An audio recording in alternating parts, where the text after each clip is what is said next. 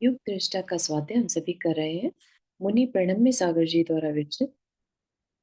मंगलम भगवान वीरो मंगलम गौतमो गणी मंगलम कुंद कुंदाद्यो जैन धर्मोस्तु मंगलम।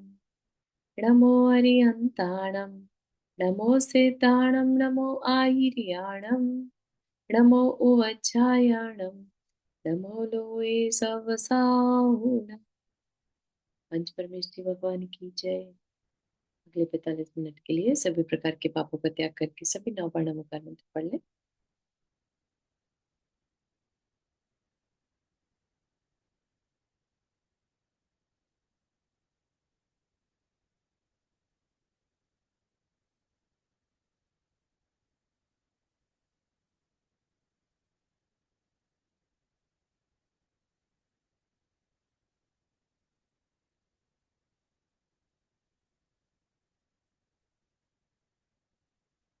हम्म। तो हमारे ये जो शास्त्र जी हमने शुरू किया था युग दृष्टा, आदिनाथ भगवान की कहानी थी ये, कथा थी। और बहुत ही छोटे समरी में है, 67 पेजेस में है। और हमने शुरू की थी और अनफॉर्चुनेटली अगस्त लास्ट ईयर हमने इसे बीच में छोड़ दिया था कि आगे चल के पूरा कर लेंगे, है ना। तो अब मन बना लिया है कि इसको जल्द से जल्द पूरा करें ताकि हमारा कुछ भी शास्त्र जी बीच में ना छूटे। ठीक है ना। तो हमने अभी तक क्या देखा था कि स्टार्टिंग हुई थी, आदिनाथ भगवान नृत्यशाला में थे और वहां पर वो नर्तकी का नृत्य देख रहे थे, है ना। नीलांजना का नृत्य देखते देखते उन्हें अचानक से रियलाइज हुआ कि ये वह नृत्यांगना नहीं है जिसको मैं अभी देख रहा था। ठीक है। और ये वहां से पर्पसली इंद्र ने किया था, है ना, ताकि आदिनाथ भगवान को वैराग्य हो जाए, ऐसा मानकर। तो उन्हें वाकई में हो भी गया वैराग्य इस बात को देखकर कि जीवन कितना क्षण भंगुर है ना। फिर उन्हें एकदम से लगा कि आदिनाथ भगवान को तो अवधि ज्ञान तो था ही। तो उन्होंने अपने फिर पास्ट लाइफ के बारे में सोचा कि मैंने पहले के इतने भव अपने बिता दिए और अपना समय को वेस्ट किया, अब और नहीं। कितनी बार वैराग्य के अवसर आए लेकिन मेरी कोशिश पूरी नहीं रही, जिसकी वजह से आज तक संसार में भटकता रहा, अब और नहीं। ठीक है ना। आपकी आवाज चली गई थी आपकी। अम ओके, अब आ रही है क्या? हाँ, बारी आपने नृत्यांगना का बोला, उतने उसके बाद बंद हो गई जिसने अभी तक। ओह, जिस, अच्छा। हाँ। अच्छा। तो वो नीलांजना का नृत्य देख रहे थे, वैसे रिकॉर्डिंग हो रही है तो रिकॉर्डिंग में तो हुआ होगा रिकॉर्ड। ठीक है। नहीं, किसी को भी नहीं सुनाई दिया तो इसका मतलब शायद आवाज नहीं रिकॉर्ड हुई होगी आपको। ओके। ओके, हो सकता है फिर, है ना। तो क्या वो नीलांजना का नृत्य देख रहे थे और देखते देखते उन्हें जब ये रियलाइज हुआ कि जीवन क्षण भंगुर है, एक देवी का भी मरणांत मरण हो सकता है, तो मैं तो मनुष्य हूँ और मैंने पूर्व भाव इतने निकाल दिए, अब और नहीं, है ना। और ऐसे करते करते उन्हें अवधि ज्ञान से, क्योंकि उनके पास अवधि ज्ञान था, तो उन्होंने अवधि ज्ञान से अपने पूर्व भावों के बारे में ध्यान लगाया। तो हमें कहानी वहां से शुरू हुई थी, ठीक उनके पूर्व भाव से। तो कहाँ से शुरू हुई? जय वर्मा नाम के राजा के पुत्र थे ये। और ये बड़े थे और इनसे छोटा दूसरा भाई था इनका। और जो इनके पिताजी थे उन्होंने इनको राज्य न संभाल कर छोटे को दे दिया, जिससे इनके अहंकार को चोट लगी। और इन्होंने वहां पर मुनि दीक्षा धारण कर ली, है ना। करी तो आउट ऑफ अहंकार थी कि मुझे चाहिए ही नहीं ये राज, ऐसा करके। और मतलब खूब अच्छे से मुनि दीक्षा धारण कर ली। लेकिन एक विद्याधर को देखकर अंदर मन में निदान कर लिया, है ना, कि मुझे अपनी इस मुनि तप के बदले कुछ मिले तो ऐसा विद्याधर हो। ठीक। फिर आगे चलकर वो राजा महाबल का जीव होता है, विद्याधर बन जाते हैं अपनी तपस्या के बल पर। उनको वह सब मिल जाता है, पहले तो देव बनते हैं, उसके बाद देव से आकर विद्याधर बनते हैं महाबल राजा। ठीक। तो जो महाबल राजा है वो मेन कैरेक्टर कह सकते हैं स्वयं प्रभु उनका मंत्री था, स्वयं प्रभु प्रभु मंत्री था, और वो राजा का वेल विशर था। बाकी तीन और मंत्री भी थे, लेकिन वो मिथ्या दृष्टि भी थे, और साथ में इस स्वयं बुद्ध मंत्री को से बहुत चिढ़ते थे। एक बार स्वयं बुद्ध मंत्री ऊपर यात्रा करने गए, तो वहां पर एक केवली जो थे, अवधि ज्ञानी मुनिराज थे, उनसे पूछा, मेरा जो स्वामी है राजा महाबल है, वो भव्य है कि नहीं, है ना? तो उन्होंने कहा कि वो भव्य तो है ही, साथ ही वो आगे आने वाले भाव में तीर्थंकर तक होने वाला है। इतना भव्यानुभव्य जीव वो है कि वो उसकी वजह से बहुत सारे जीवों का कल्याण होने वाला है, ऐसा। और वो उसकी आयु अभी जो राजा महाबल है, 1 माह की शेष बची है, और उनको आज रात ही 2 ड्रीम दिखाई देंगे, और तुम उन्हें जान जाकर संबोधन दो, ठीक है? वो तुम्हारी बात को मानेंगे भी। और वाकई में ऐसा हुआ, मंत्री ने जाकर बोला, तो राजा ने उनकी बात मान ली, है ना? और सब कुछ छोड़ दिया कि अब 1 माह की आयु शेष बची है, अब तो क्या ही करना, है ना? सोचिए अपने साथ कभी ऐसा हो जाए, कोई कह दे तुम्हारी 1 माह की आयु शेष बची है, अपनी हालत कैसी होगी? अपने को क्या हम कर सकते हैं ऐसे में? अपन ने शायद उस पर विचार भी नहीं किया होगा, ऐसा, है ना? तो आ, उस राजा महाबल ने अपना सब कुछ छोड़ दिया, राजपाट सब कुछ छोड़ दिया, और तपस्या करने लगा, ठीक। और उस तपस्या के फल से वो ललितांग देव बना, अगले भाव में ललितांग देव बना, ठीक है ना? सौधर्म इंद्र के सौधर्म स्वर्ग जो है, उसमें एक देव बना, उसका नाम ललितांग था। वहीं पर उसको स्वयं प्रभा नाम की देवी प्राप्त होती है, ठीक। और उस देवी से कुछ विशेष उनको अटैचमेंट हो जाती है, ठीक है। अब ललितांग देव की आयु कम थी, और स्वयं प्रभा देवी जो थी उनकी आयु ज्यादा थी। तो ललितांग देव तो अपनी आयु पूरी करके और आगे की यात्रा पर चले जाते हैं, वो वज्रजंग राजा बन जाते हैं। और जो स्वयं प्रभा देवी थी, उनका जीव भी उसी विदेह क्षेत्र में जो थे, रानी श्रीमती रानी श्रीमती का जीव बन जाता है ना? और दोनों को इतनी अटैचमेंट रहती है, देव देवी जब थे, कि जो श्रीमती रानी श्रीमती हैं, वो एक बार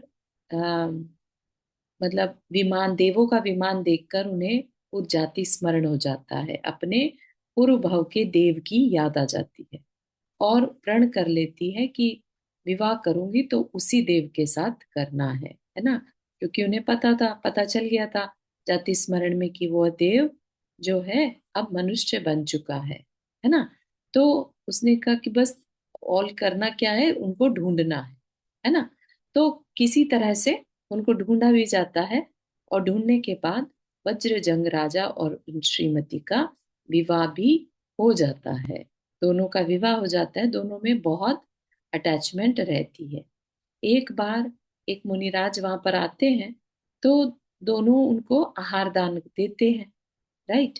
और आहार दान के प्रभाव से उनके अम, उसी मतलब उसी रात या उसी समय पर, कुछ रात्रि के समय, उनके रूम में कार्बन मोनोऑक्साइड गैस जो भर जाने से उन दोनों का एक साथ मरण हो जाता है, और वो अ, आहार दान के प्रभाव से, है ना? आहार दान के प्रभाव से भोग भूमि में एक साथ जन्म लेते हैं, ठीक है। दोनों आर्य और आर्या, इतना अटैचमेंट की फिर से साथ में जन्म लिया, और वहां पर अपना जीवन बहुत शांति के साथ, भोग भूमि में कैसा रहता है, सबकी कषाय मंद रहती है ना? तो लेकिन वहां पर जब ये लोग अपना खूब एंजॉय कर रहे थे, वहां पर एक मुनिराज, 2 मुनिराज आए। रिद्धिधारी मुनिराज थे, तो उड़ते हुए आकाश मार्ग से आए। तो उन्होंने कहा कि आपको देखकर बड़ी प्रसन्नता हो रही है, आप कौन है ना? फिर उन्होंने बताया कि मैं और कोई नहीं, तुम्हारे ही राजा महाबल की पर्याय में जब तुम थे, उस समय मैं तुम्हारा स्वयं बुद्ध मंत्री था, ठीक है ना? तो उसके बाद मैंने मुनि दीक्षा धारण कर ली थी, और वहां से मैं देव बना, देव बन के फिर से मतलब मनुष्य बना, और अब फिर से मैंने तपस्या करी, तो रिद्धिधारी मुनिराज होने के बाद अपने अवधि ज्ञान से आपका पता लगाकर मैं यहाँ पर पहुंचा हूँ आपको संबोधन देने। ठीक। तो वो जो रिद्धिधारी मुनिराज है वो आर्या और आर्या दोनों को संबोधन देते हैं कि अब समय हो गया, आप दोनों सम्यक दर्शन को प्राप्त हो, है ना। अपनी इस आयु को, अपने जीवन को व्यर्थ मत गवाएं। इवन दो भोग भूमि में मुनिराज नहीं जाते, लेकिन इनका इतना पुण्य था इन दोनों का कि इनको संबोधन देने के लिए साक्षात रिद्धिधारी मुनिराज आकाश मार्ग से आकर इनको संबोधन दिया और उसका प्रभाव भी पड़ा, है ना।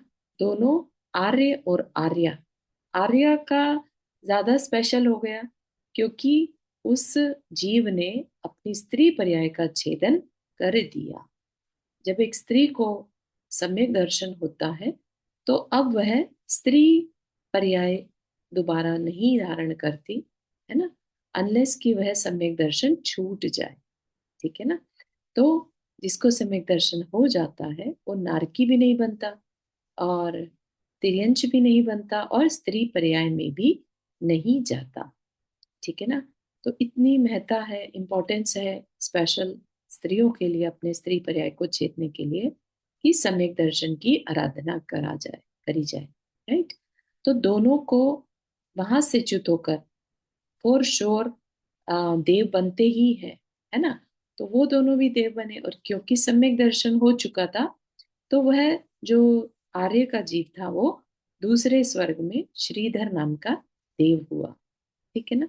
और आर्या का जीव भी उसी ईशान स्वर्ग में स्वयंप्रभ विमान में, दूसरे विमान में, नॉट द सेम विमान बट उस विमान दूसरे विमान में देव बनता है। ठीक है। तो दोनों देव बन जाते हैं, अब वो स्त्री ना रहकर देव हो गए। ठीक है ना। और स्त्री श्रीधर के बाद फिर क्या किया, श्रीधर देव ने अपनी आयु पूर्ण करके, है ना, फिर वो एक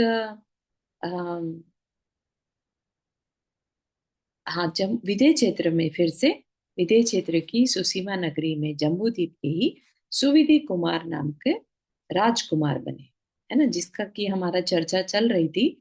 उनकी और उनके मामा जो कि चक्रवर्ती थे अभय घोष नाम से, है ना, और उनकी माता जो है वो चाहती थी कि सुविधि कुमार क्या है अपना एक सामान्य जीवन जिए। और सुविधि कुमार बहुत शांत, बहुत मैच्योर थे क्योंकि उनके अंदर वैराग्य बहुत ज्यादा था, है ना। और पास्ट लाइफ के जो इफेक्ट होता है, संस्कार होते हैं, वो साथ जाते हैं। राइट। तो उसकी वजह से उनके अंदर ऐसा नहीं था कि मैं अपने जीवन को, मैं तो चक्रवर्ती का भांजा हूँ या मैं राजकुमार हूँ और मतलब गलत तरीके से अपने जीवन को व्यर्थ ही गवा दे, है ना। वैसा नहीं था, वो अपने जीवन का सही मूल्य करना चाहते थे। और रानी जो थी वो चाहती थी कि किसी तरह से हमें कुछ इसका सामान्य गृहस्थ की तरह से ये अपना जीवन बिताए। ठीक। तो वो राजकुल आगे चलाना चाहती थी, तो वो चाहती थी कि इसका विवाह हो जाए किसी तरह से। तो अभय घोष की ही पुत्री के साथ सुविधि का विवाह हो जाता है, बड़ी बेटी मनोरमा के साथ विवाह हो गया। विवाह हो गया तो एक पुत्र भी प्राप्त हुआ। पुत्र का नाम क्या रखा, केशव रखा। और सबसे इंटरेस्टिंग बात कि ये पुत्र केशव का जीव कौन था, जो स्वयं प्रभा देवी का जीव था, जो श्रीधर देव के साथ, है ना, जो स्वर्ग में देव हो गया था।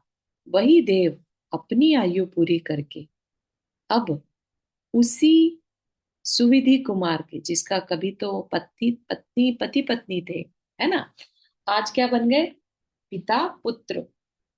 ठीक है ना। तो हम ये चीज बहुत जबरदस्त रियलाइजेशन करने वाली है कि अपने जीवन में भी कहीं कोई ऐसा संबंध तो नहीं जिसे हमने पहले कभी किसी और रूप में देखा हो, है ना।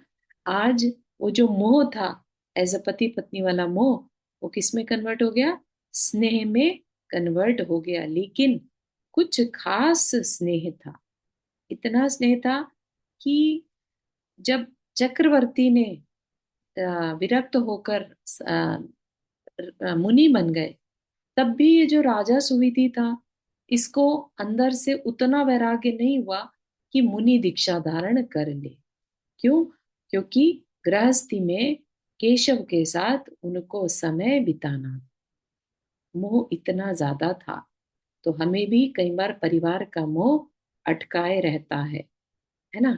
तो उनको, उन इतने सारे मुनिराजों ने एक साथ, आप देखिए, 5,000 पुत्रों के साथ दीक्षित हो गए थे, लेकिन फिर भी उनके अंदर वो ज्ञान, वो सब कुछ नॉलेज होते हुए भी, है ना, अंदर से कोई कषाय थी जो उनको मुनि बनने से रोक लिया।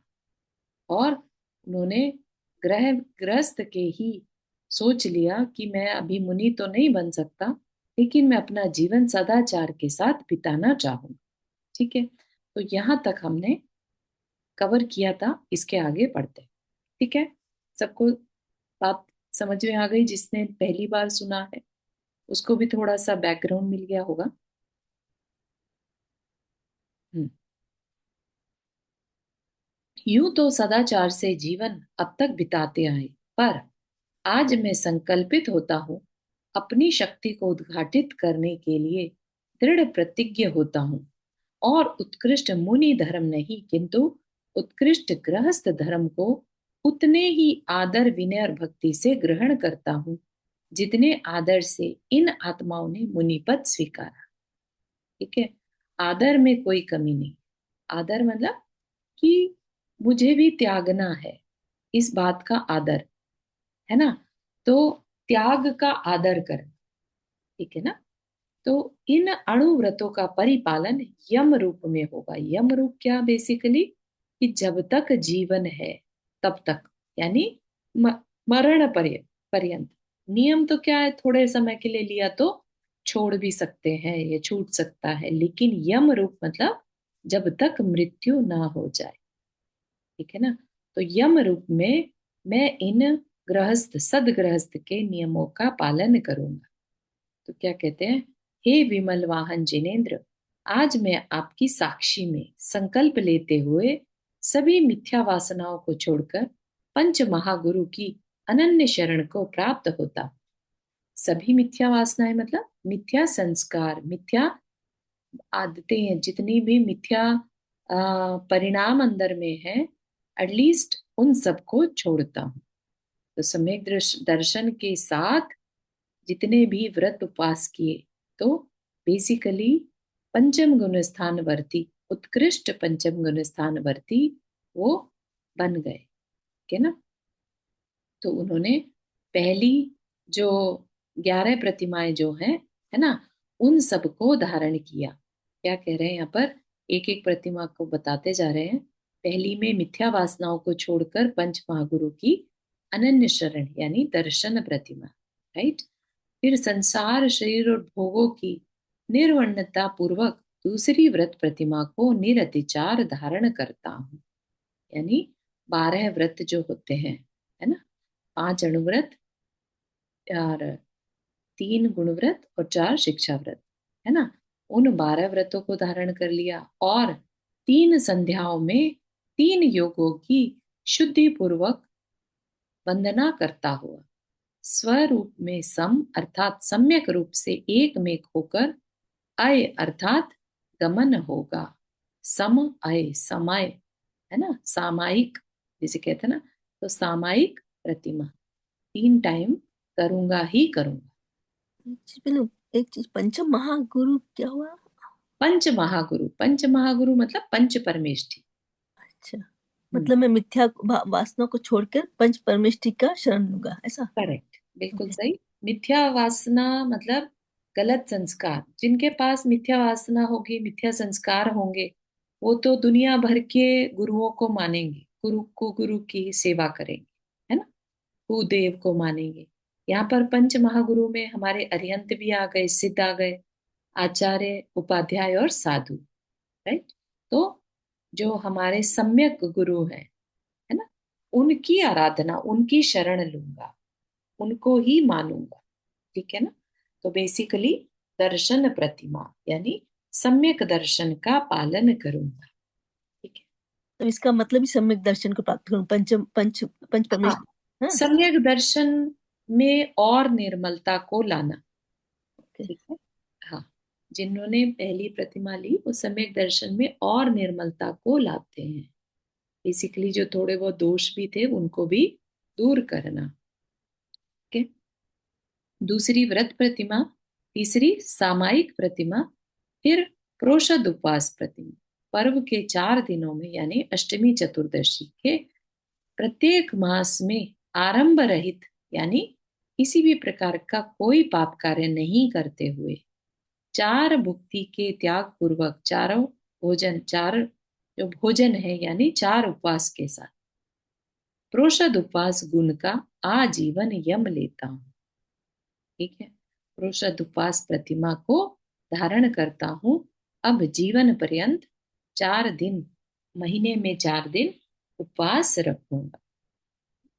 अब कभी भी जिह्वा रस लोलुपता में सचित्त फल शाक का सेवन नहीं करेगी। सचित्त मतलब जिसमें अभी जीव की उत्पत्ति हो रही है ऐसा कुछ भी फल शाक फल सब्जी का सेवन नहीं करेंगे। तो ये कौन सा प्रतिमा हो गई? प्रोषद उपवास चतुर्थ है तो ये पंचम पंचम है ना। अब स्त्री को देखकर नवकोटि से दिवा में मैथुन का भाव उत्पन्न नहीं होगा। ज्ञाता दृष्टा आत्म स्वरूप में लीन रहता हुआ ब्रह्मचर्य की दुर्धर प्रतिमा धारण करता हूँ। ये 7वीं प्रतिमा। और रात्रि को इस मन में दुस्वप्न की दुख धारा भी दूर रहेगी। मैथुन निज चेतना में होगा पर द्रव्य में नहीं। मैथुन मतलब रमण करना है ना। निज चेतना में मतलब आत्मा में रमण करूंगा। ब्रह्मचर्य भी एक तरह से क्या है? ब्रह्म मतलब आत्मा और चर्य में मतलब चर्या करना है ना। तो आत्मा में चर्या करना, बाहर में किसी प्रपर द्रव्य में चर्या नहीं करना।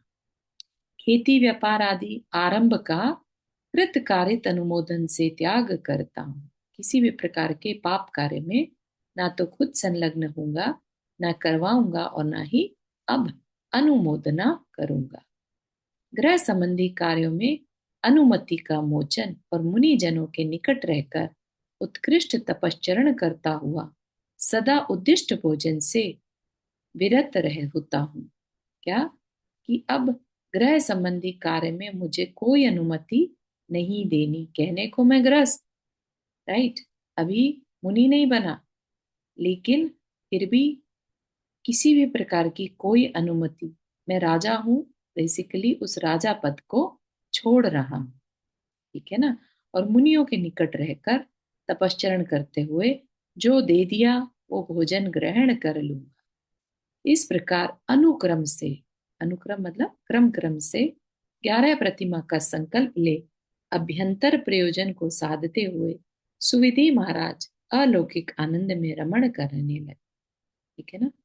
एक तो होता है राजा का पद जिसके अंदर दुनिया भर का की प्रजा का टेक केयर करना है ना। कितने संकल्प विकल्प, और अभी सब कुछ छोड़ दिया, अपने पुत्र को संभालवा दिया और खुद जीवन पर्यंत के लिए नियम ले लिए। ठीक है ना। तो क्या होगा? अपने आप ही अलौकिक आनंद आने लगेगा, क्योंकि वो जो संकल्प विकल्प थे वो सब खत्म हो गए, है ना। फिर जैसे जैसे साधना में रुचि बढ़ती गई बाहरी सब राग द्वेष जन्य संकल्प विकल्प दूर होते गए और आत्मरिद्धि स्फुरमान होने लगी। अंतरंग की जो शक्ति है ना, आत्मा की शक्ति जो कर्म मुनि पद नहीं धारण करने दे रही थी, अब वह कर्म भी हट गया। प्रत्याख्यान कषाय के अत्यंत दुर्बल हो जाने से संयम गुण स्थान की उत्कृष्ट लब्धि स्थानों को प्राप्त किया और विशुद्ध और विशुद्धतर भावों से पुत्र के किंचित स्नेह को छोड़कर अंत समय में राज ऋषि सुविधि ने सर्व परिग्रह रहित हो दिगंबर दीक्षा को धारण किया। ठीक है ना। तो कषाय कितनी कठोर हो सकती हैं, जो हमारे अंतरंग में ऐसे भाव ही नहीं होने देती कि हम अपनी आत्मा का कल्याण कर पाए, है ना। आप और हम उस चीज को बहुत अच्छे से समझते हैं, राइट। हम सबके अंदर भी पता है कि हमें ये मोक्ष मार्ग फॉलो करना है, लेकिन कितना भी करें, लेकिन अभी भी जो परिवार का, शरीर का, कंफर्ट जोन का मोह जो है, वो हमें अंतरंग कारण तो कषाय है ना। भले ही हम बाहर में कहते हुए पाए जाते हैं कि अरे परिवार के बिना कैसे रहेंगे, इसके बिना कैसे रहेंगे, उसके बिना कैसे रहेंगे, लेकिन असली कारण तो हमारी कषाय है अंदर की, है ना, जो हमें व्रत नियमों को पालन नहीं करने देती, ठीक है ना। तो हम, जैसे इस राजा ने क्या किया, अंदर के भावों को और तप के बल पर विशुद्ध से विशुद्धतर किया, है ना। तो धीरे धीरे क्या हुआ, कषायों में भी कमी आई और अंत में दिगंबरी दीक्षा को धारण कर लिया। 4 प्रकार की आराधनाओं में लीन रहते हुए नश्वर देह का परित्याग कर समाधि मरण संपन्न किया और प्राप्त की वह अंतिम सीमा, जिससे आगे संयमा संयमी का गमन नहीं होता, अर्थात शुक्ल लेश्या के भावों को धारण करने वाला अच्युत स्वर्ग का देव हुआ। अच्युत स्वर्ग यानी 16वां स्वर्ग। तो संयम संयमी जहां मैक्सिमम जा सकता है, उन उस जगह पर पहुंच गया, 16वें स्वर्ग तक। किंतु साधारण देव नहीं, बल्कि प्रमुख इंद्र, अच्युत इंद्र बनकर, अच्युत स्वर्ग का इंद्र बनकर निर्ग्रंथ पद जो धारण किया था, निर्ग्रंथ पद मतलब मुनि पद को धारण किया था, इसके कारण से समता का भाव ही सहिष्णु बनाता हुआ मित्र शत्रु कंचन कांच सुख दुख में हर्ष विषाद की रेखा से बचाता है। यह मनोबल का ही प्रभावी फल है। निरतिचार व्रतों का सम्यक दर्शन की विशुद्धता से पालन करने वाला ही इंद्र पदवी पर प्रतिष्ठित होता है। क्या कह रहे हैं, समता का भाव ही सहिष्णु बनाता हुआ। समता का भाव, पहले तो अंदर में भाव रहे कि मुझे समता धारण करनी है ना। फिर सहिष्णु मतलब जो सब कुछ सहन कर सके, है ना। 22 परिशहों को सहन करते हैं मुनिराज, राइट। हमने वो सब पढ़ा था, राइट। तो उस नाम हो रहा है नहीं हो रहा है, सर्दी गर्मी सब कुछ सहन करते हुए, सुख दुख में हर्ष विषाद में सबको समान भाव से सहन करते करते उन्होंने क्या किया, मुनि पद में जब उन सब चीजों को सहन किया, तो आज अच्युतेंद्र बनने का मौका मिला, ठीक है ना। तो कह रहे हैं निरतिचार व्रतों का सम्यक दर्शन की विशुद्धता से पालन करने वाला ही इंद्र पदवी पर प्रतिष्ठित होता है। कामना नहीं करी थी इंद्रत्व की, मतलब इंद्र बनूं ऐसी कामना यानी इच्छा नहीं करी थी, किंतु साधना का पुरस्कार है यह मान सम्मान। इंद्र बन गए तो सारे देव आगे झुकेंगे ना, है ना। सैकड़ों, कितनी सारी देवियां होती हैं, कितने देव उनका सम्मान करते हैं, असंख्य देव आकर पूछते हैं, है ना। और 22 सागर तक का उत्कृष्ट समय उनको वहां पर बिताने को मिलता है इस मान सम्मान के साथ। आज आत्मजेता को इस पुरस्कार से संतोष नहीं। आत्मजेता मतलब जो आत्मा में जीने वाला, आत्मा के कल्याण के लिए जो कार्य कर रहा है ना, उसको इस पुरस्कार से क्या मतलब, क्योंकि यह उसका लक्ष्य नहीं है। पर उत्कृष्ट कर्म फल का उपभोग भी अनासक्त भाव से सम्यक दृष्टा के मार्ग में बाधा नहीं, किंतु सम्यक गति प्रदान कर रहा है। उत्कृष्ट फल मिल गया, मान लिया, है ना, अच्युत स्वर्ग के इंद्र बन गए, लेकिन उसमें आसक्ति नहीं है।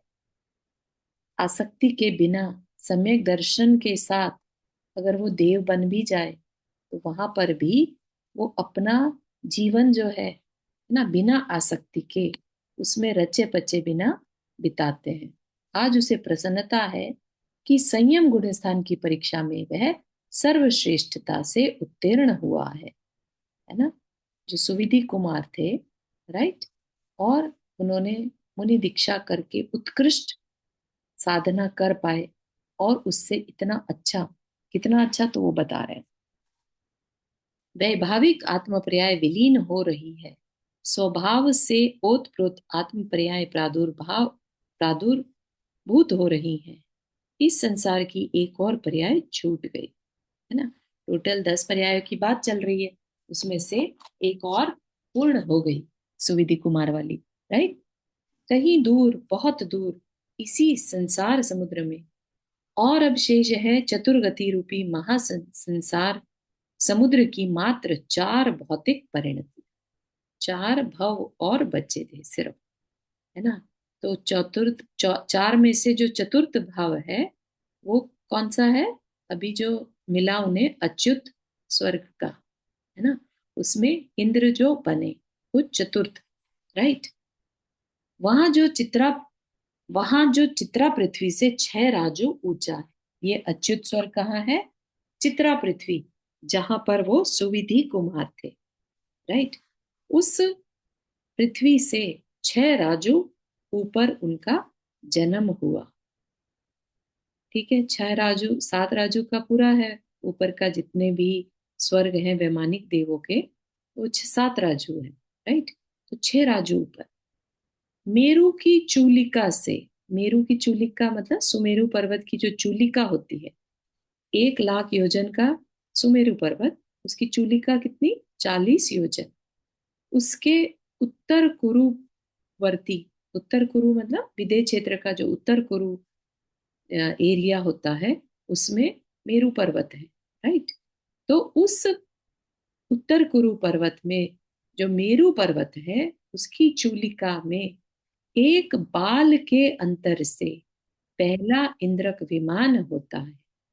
हाँ, आनंद जी आपने हाथ रेज किया, आप म्यूट पर हैं।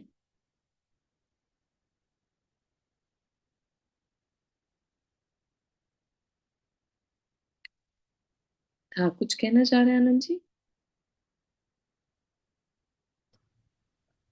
मुनि जो आपने बताया 22 परीक्षाएं सहन करते हैं, हम्म। लेकिन मुनि एक बार में सिर्फ 19 से सहन कर सकते हैं, 22 नहीं। हाँ हाँ, वो ठीक है, मतलब इतनी- और हाँ, कोई नहीं, सिर्फ जानकारी के लिए, और कुछ नहीं। करेक्ट करेक्ट करेक्ट, बिल्कुल सही है। Thank you। अपने अपने पढ़ने में 22 आता है तो इसलिए हाँ, 22। तो कोई बात नहीं, कोई बात नहीं। Thank you. ठीक है, ठीक है। तो ओके। अम, हाँ, तो जो वैमानिक देव होते हैं ना, ऊपर के वैमानिक देव, वो कहाँ से स्टार्ट हो जाते हैं? तो वो बता रहे हैं कि जो मेरु की चूलिका है, मेरु पर्वत, सुमेरु पर्वत की जो टॉप है ना, वहां से एक बाल के बराबर, एक बाल आप समझ सकते हैं कितना छोटा सा बाल होता है, पतला सा महीन बाल है ना। वहीं से वैमानिक देवों का पहला विमान सिद्ध होता है, यहीं से वैमानिक देवों का प्रारंभ होता है ना। अगर आप लोग को इन लोग की, जब हम पढ़ रहे थे, है ना, उसमें हमने बहुत अच्छे से इन विमानों की चर्चा करी थी, और देखा था कि किस तरह से 63 विमान मानों की पटल होते हैं। पटल मतलब बिल्डिंग्स कहते हैं ना, जैसे बिल्डिंग के माले होते हैं, ऐसे ही विमानों में भी एक तरह से बिल्डिंग्स कह सकते हैं, एक के ऊपर एक, उसको पटल कहते हैं, राइट। तो ऐसे ही 63 पटल होते हैं, एक के ऊपर एक, डिस्टेंस बहुत होता है उनमें आपस में। ऐसा नहीं है कि बिल्कुल जैसे मुंबई की हम सोच लें कोई हाई राइज बिल्डिंग है, एक के ऊपर एक ऐसे छत टच कर रही है, ऐसा नहीं, है ना। इसमें काफी डिफरेंस रहता है एक विमान से दूसरे विमान की ऊंचाई में, ठीक। एक एक इंद्रक से असंख्यात योजन अंतराल को लेकर ऊपर ऊपर के इंद्रक विमान अवस्थित है। There is a digital, Jain digital वालों ने बनाई भी है एक्चुअली वैमानिक देवों की पटल और सब। तो अगर किसी के पास समय हो तो उसको जरूर ग्रुप में शेयर कीजिएगा, ताकि सभी को एक विजुअल मिल जाए इन विमानों का किस तरह से रहता है ना। तो और भी अच्छे से समझ में आएगा। तो ये देवों के विमान कैसे रहते हैं? एक तो सेंटर का हो गया, उसको इंद्रक विमान कहते हैं। फिर जो एक लाइन में बने हुए रहते हैं, है ना, वो तो हो गए इंद्रक विमान। और जो बिखरे रहते हैं वो प्रकीर्णक विमान। ठीक है, तो इस तरह से विमान रहते हैं। और कुल 63 इंद्रक विमानों में से सुविधि का जीव 52वें अच्युत इंद्रक में उत्पन्न हुआ। 63 में से ऊपर के टॉप के 52वें नंबर पर, है ना, उसके ऊपर तो 9 ग्रह वेग आ जाएंगे और 5 अनुत्तर और 5 अनुदेश। राइट। अच्युत कल्प के ये विमान न जल के ऊपर स्थित है और न पवन के आश्रित, किंतु शुद्ध आकाश तल पर प्रतिष्ठित है। कि कोई भूमि नहीं होने से इनको विमान कहा जाता है ना। नीचे के जो नरक है उनको क्या कहते हैं? पृथ्वियां कहते हैं। ठीक है ना, वहां पर वायु रहती है। ठीक, लेकिन ये जो विमान है ना, जल है ना, तो पवन है। ठीक है ना, शुद्ध किस पर है? आकाश तल पर प्रतिष्ठित ये विमान होते हैं। और विमान भी ऐसे छोटे छोटे विमान नहीं, जैसे हमने एरोप्लेन टाइप के विमान हो, बहुत असंख्यात योजन प्रमाण, बहुत बड़े बड़े महल कह लीजिए। ठीक है ना। और उनमें से जो 52वां नंबर का विमान था, उसमें ये सुविधि नाम का जीव वहां पर पैदा होता है। कैसे होता है? जैसे ही सुविधि का जीव उपाध्यया पर जन्म लिया, तो वहां के अनुद्घाटित कपाट खुल गए। अनुद्घाटित कपाट खुल गए। मात्र एक अंतर्मुहूर्त में परिपूर्ण युवा देव होकर अद्भुत वातावरण को देखकर एक क्षण के लिए कुछ विस्मित हुआ। तभी संप्राप्त अवधि ज्ञान से पूर्व जन्म का स्मरण किया। ठीक है, तो हर देव के पास अवधि ज्ञान होता है। ठीक है, और ये जैसे ही जन्म लिया तो कहा तो मुनिराज थे, है ना। समाधि पूर्वक मरण हो रहा था। आप समझ सकते, समाधि पूर्वक जब मरण होता है तो बिल्कुल अंतड़ियां दिखती हैं। शरीर बिल्कुल एक तरह से कह लीजिए कंकाल जैसा, है ना, बिल्कुल चमड़ी ना के बराबर शरीर, हड्डियों से जैसे वह स्किन चिपक जाए ऐसा। राइट। और जब वो देव का शरीर में पैदा होते हैं तो एकदम यूथ, कपड़ों समेत, ज्वेलरी समेत, बस, और शैया से उठ खड़े होते हैं। और विदिन अंतर्मुहूर्त, कहा तो अभी अंतर्मुहूर्त पूर्व एकदम समाधि मरण हो रहा था, और अब अंतर्मुहूर्त के बाद उपाध्यय से जन्म हो गया। और हर देव के पास क्योंकि अवधि ज्ञान होता है तो ज्ञात हुआ, अहो धन्य है यह जिनेन्द्र प्रणीत धर्म। अब ये बहुत ध्यान देने के लायक है कि जिनेन्द्र प्रणीत धर्म, हर कोई धर्म नहीं, ये जो आत्मा का विकास है, हर जन्म बाय जन्म बेटर से बेटर होता जा रहा है, वो किस धर्म के कारण हो रहा है? जिनेन्द्र प्रणीत धर्म। ठीक है, जो इंद्रियों को जीतने का धर्म है।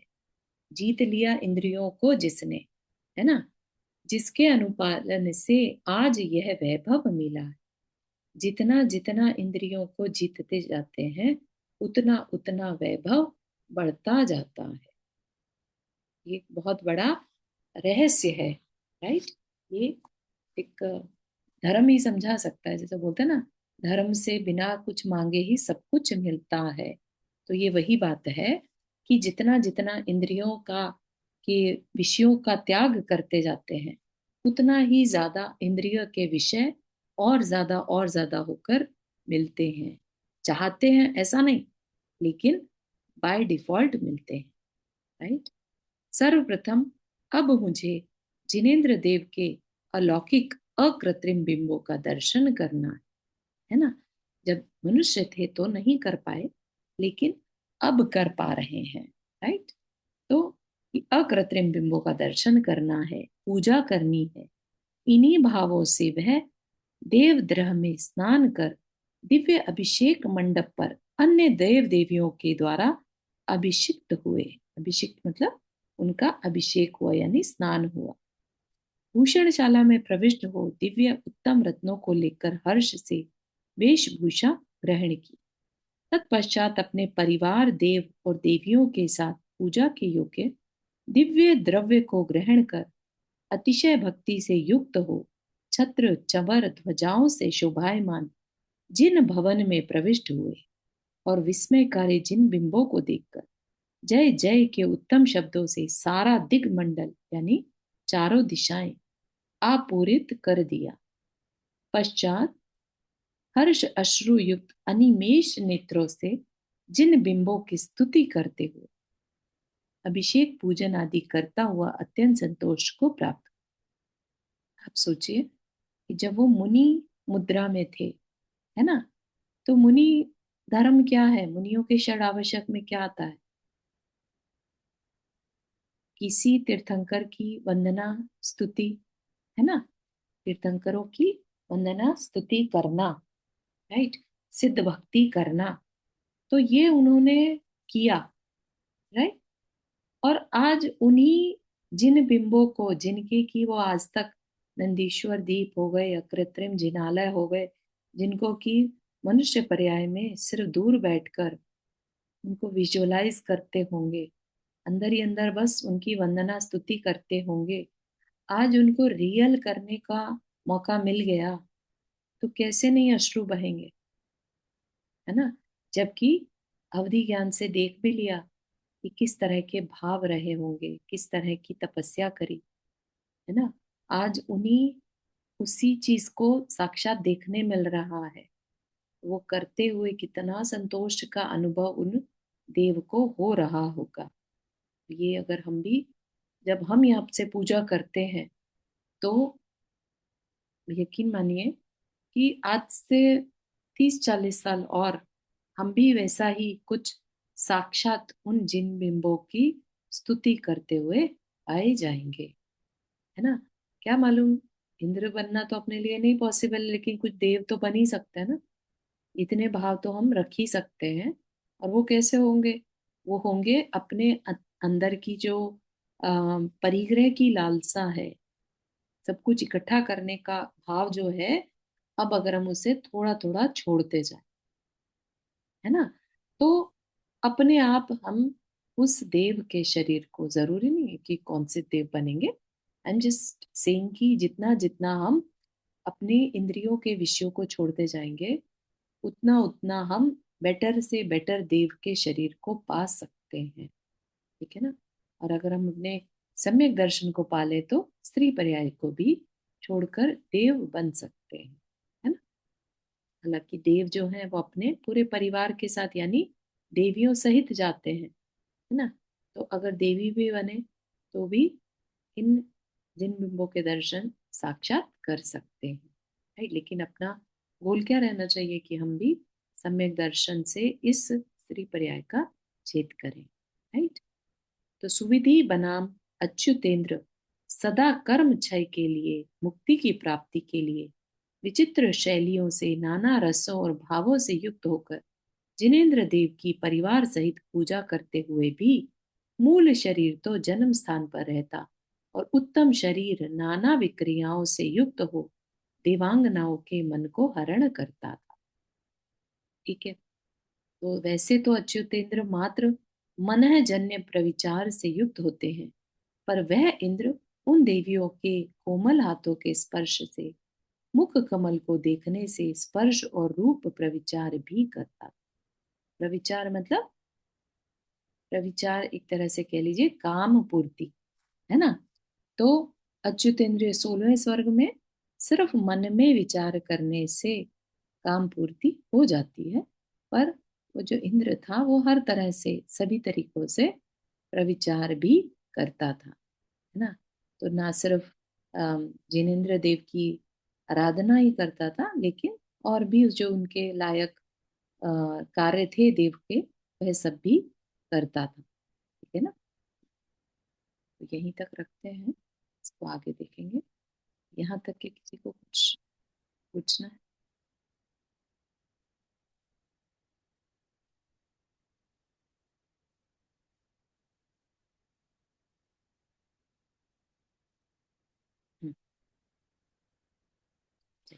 जिनवानी स्तुति। जा वाणी के ज्ञान से सूझे लोकालोक, सो वाणी मस्तक धरो सदा देतु दो। हे जिनवाणी भारती तो ही जपो दिन रहन, जो तेरा शरणा गए सो पावे सुख चैन। 9 बार नमन।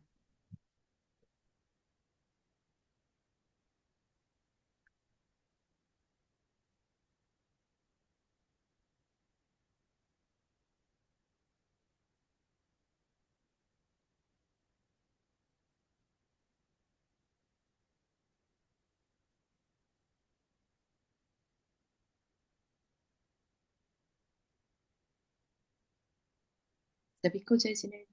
सभी जय को जिनेन्द्र जय सबको। जिनेन्द्र जय जिनेन्द्र। सभी को। जय जिनेन्द्र सभी को। जय जिनेन्द्र।